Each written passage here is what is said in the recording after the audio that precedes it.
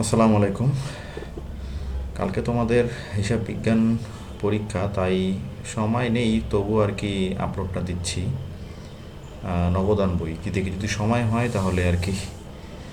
তো দেখো, এখানে দেখো 2018 সালের আগস্ট মাসে নাসির এন্টারপ্রাইজের নগদ লেনদেন ছিল। কি কি ছিল? আগস্ট 1 নগদ উদ্বৃত্ত ও ব্যাংক জমা 9,000 টাকা ও 4,000 টাকা। আগস্ট 2 রাজীব ট্রেডার্সের নিকট বিক্রয় বাবদ চেক প্রাপ্তি 7,000 টাকা। আগস্ট 5 ব্যাংক হতে উত্তোলন 5,000 টাকা।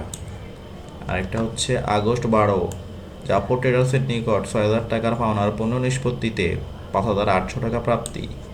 আগস্ট 18 সাজ্জাদ অ্যান্ড সন্সের নিকট হতে নগদে পণ্য ক্রয় 3,500 টাকা।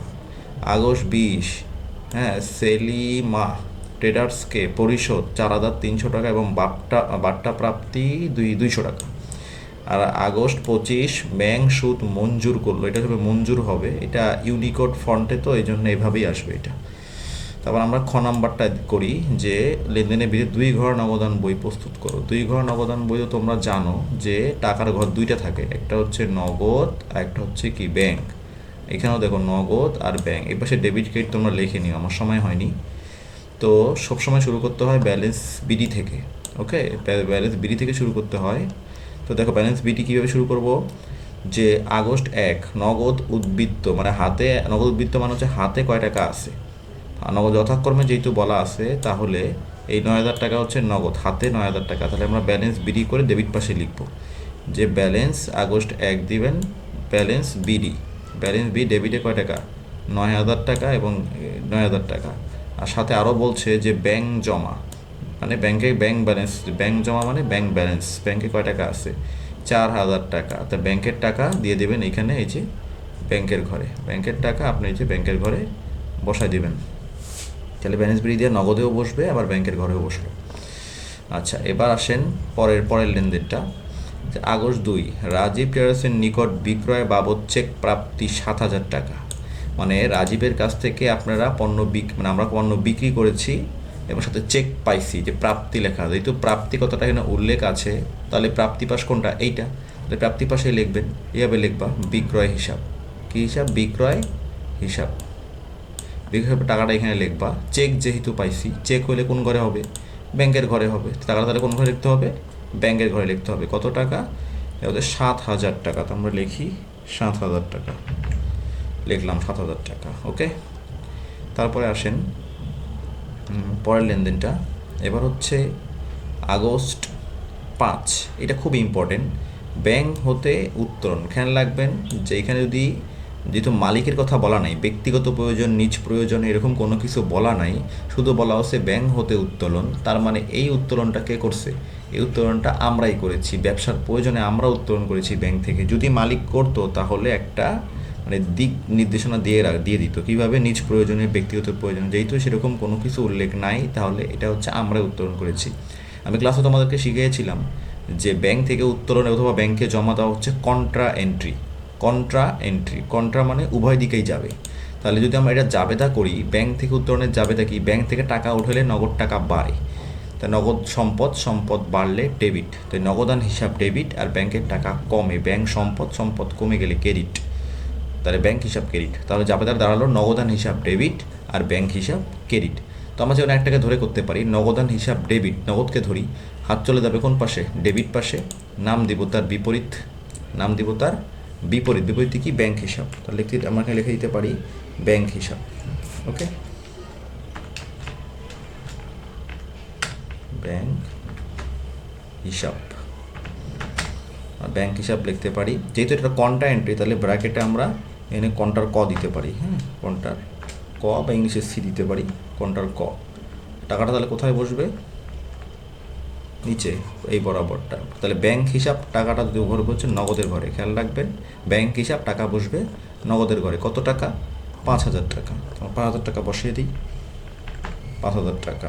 তাহলে যেহেতু এ পাশে নগদান হিসাবটা আছে, যেহেতু ব্যাংক হিসাবটা দেওয়াই আছে, যদি ব্যাংক হিসাব এইদিকে হয় তাহলে এদিকে কী হবে, নগদান হিসাব। ওকে, তারিখটা ভুল করে দিছি, তারিখটা ঠিক করে দিও, তোমরা দেখে তারিখটা দিয়ে দিও। এত কিছু করার আমার সময় নেই, একটা প্রাইভেট এখনও বাকি। তাই 5 5 5 তারিখ দিয়ে নাও এইভাবে, ঠিক আছে। আর টাকাটা এখানে বসাই দাও। আচ্ছা, আগের নামটা লেখো নগদান হিসাব।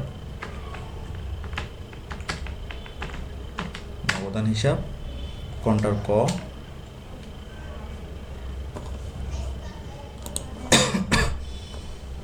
কোনটার ক দিয়ে দিই ক।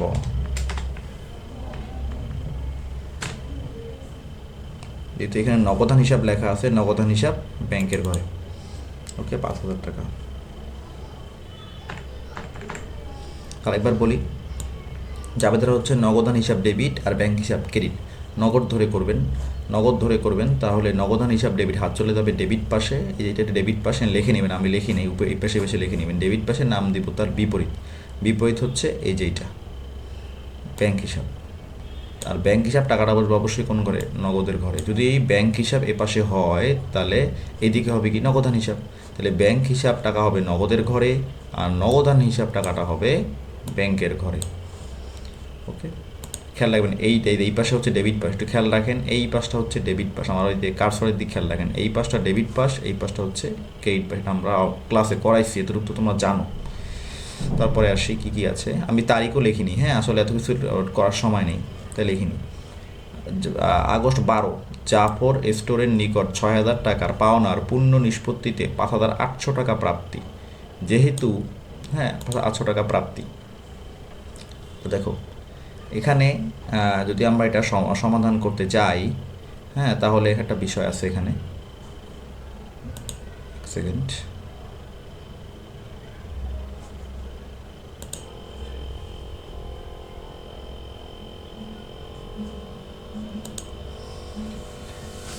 হ্যাঁ তাহলে দেখুন, যেখানে বলছে যে আগস্ট 12, জাফর স্টোরস এর নিকট 6,000 টাকার পাওনার পূর্ণ নিষ্পত্তিতে 5,800 টাকা প্রাপ্তি।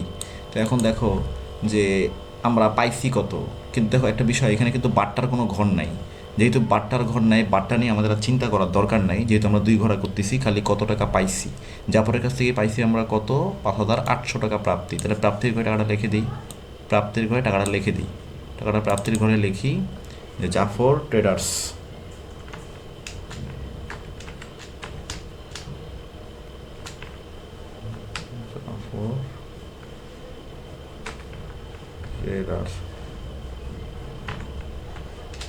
জাফর ট্রেডার্স টাকাটা হচ্ছে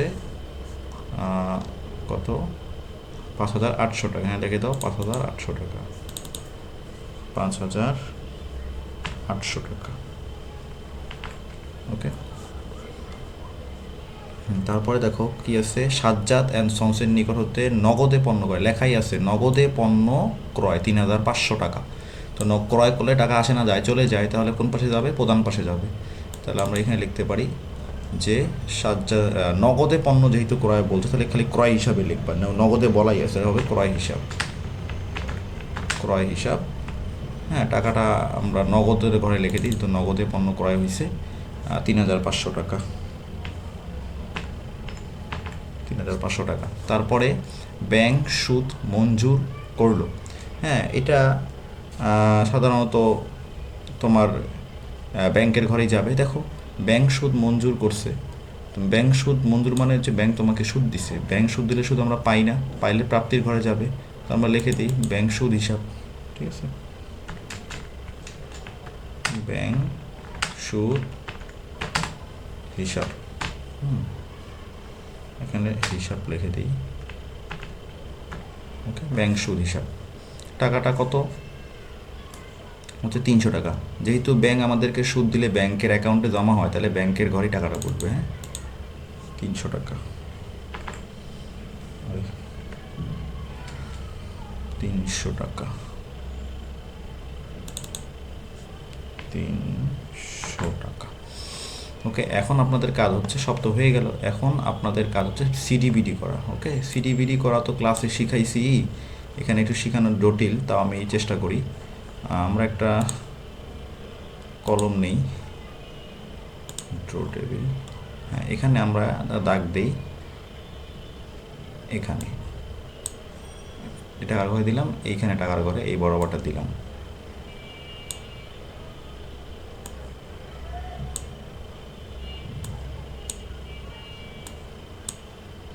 ওকে, এখন আপনাদের কাজ হচ্ছে কোন পাশের টাকাটা বড়, ঠিক আছে, কোন পাশের টাকাটা বড় সেটা লিখবেন, ঠিক আছে।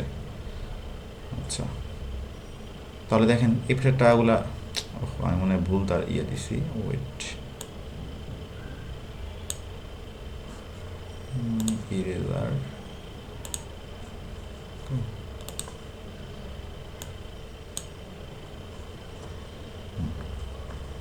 তো এই পাশের টাকাটা আমরা যোগ করেন। হ্যাঁ, 14, সেকেন্ড।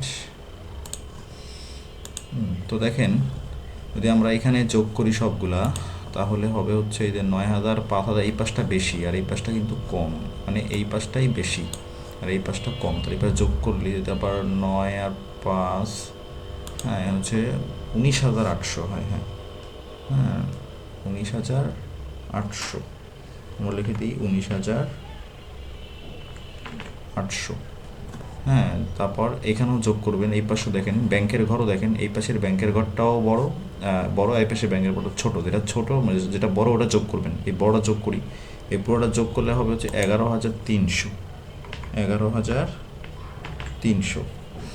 হ্যাঁ, এখন এটা বন্ধ, এই দুইটা এখন বন্ধ করে দেবেন, এই দুইটা আগে বন্ধ করে নেবেন, বন্ধ করলেন, সরি, বন্ধ করবেন। তারপর এই দুইটাই আপনি এদিকে ট্রান্সফার করবেন, এই দুইটা এদিকে ট্রান্সফার করবেন, ট্রান্সফার করলেন। এখন এখান থেকে এইটাও বাদ, এখান থেকে এটা বাদ দেন, এখান থেকে যদি বাদ দিই তাহলে কত টাকা থাকে, এখান থেকে বাদ দিলে আমার থাকবে হচ্ছে 16,300 টাকা, 16,300 টাকা। আর এই 11,300 টাকা থেকে যে 5,000 টাকা আমরা বাদ দিই, তাহলে তো আমরা আপনার মুখে করতে পারতেছেন যে 6,300 টাকা থাকে, তাহলে 6,300 টাকা থাকলো। এই টাকার নাম কি বলেন তো? এই টাকার নাম হচ্ছে ব্যালেন্স সিডি, ব্যালেন্স, হ্যাঁ, সি আর হচ্ছে ডি, ব্যালেন্স সিডি। যদি ব্যালেন্স সিডি এই পাশে হয়, ব্যালেন্স বিডি কোনখানে হবে? এই পাশে। আর ব্যালেন্স বিডি সবসময় কী হয়? পরবর্তী মাসের 1 তারিখ হয়, পরবর্তী মাসে আগস্ট হলে সেপ্টেম্বর। এই বিষয়গুলো আপনারা জানেন, এগুলো আমি আর এখানে আলোচনা করবো না, খালি লিখে দিচ্ছি ব্যালেন্স, হ্যাঁ, ব্যালেন্স, ব্যালেন্স বি হচ্ছে ডি, ব্যালেন্স বিডি। এই যে টাকাটা আছে এখানে 16,300 আর এই দুইটা, হ্যাঁ এটা হচ্ছে 16,300, আপনার এটা এখানে বসাই দেবেন। আর এখানে হচ্ছে ব্যাংকের হচ্ছে 6,300, এটা ব্যাংকের ঘরে বসাই দেবেন। এই হচ্ছে আপনাদের এই অঙ্কটা। ওকে, আপনারা আশা করি বুঝতে পারছেন। যদি খুব তাড়াহুড়া করলাম, আসলে এইভাবে শেখাবো না, আরও ভেঙে ভেঙে শেখাবো। খুব তাড়াহুড়ায় করলাম, একটা প্রাইভেট এখনও আছে সেই জন্য, আর এটা তো প্রায় 9টার দিকে করতেছি, কারণ এই সময় একটা প্রাইভেট থাকে আমার। তো দেখি রাতে যদি আরও সময় পাই আর একটা আপলোড করে দেবো এখন, ঠিক আছে। এটা 2 ঘন্টা, দেখি রাতে সময় পেলে আমি 3 ঘন্টা আপলোড করবো। তো ঠিক আছে, আপনারা এটা প্র্যাকটিস করেন, কোনো সমস্যা হলে বলেন, মেসেজ দিয়ে বলেন। ওকে, আল্লাহ হাফেজ।